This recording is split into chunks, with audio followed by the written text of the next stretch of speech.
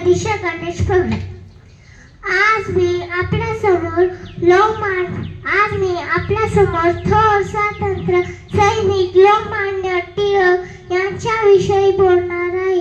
टिळक म्हणजे ज्ञानमूर्ती, टिळक म्हणजे त्यागमूर्ती, टिळक म्हणजे करारवाना, टिळक म्हणजे सिंहगर्जना.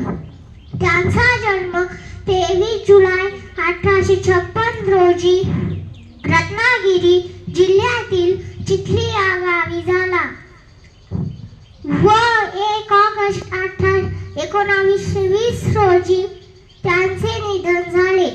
त्यांनी सार्वजनिक गणेश उत्सव आणि शिवजयंती सुरू करून लोकांना एकत्र केले. लोकमान्य टिळकांचे विचार आजही प्रेरणा देतात. त्यांना माझा कोटी कोटी प्रणाम. असे बोलून मी माझे 2 शब्द संपवले.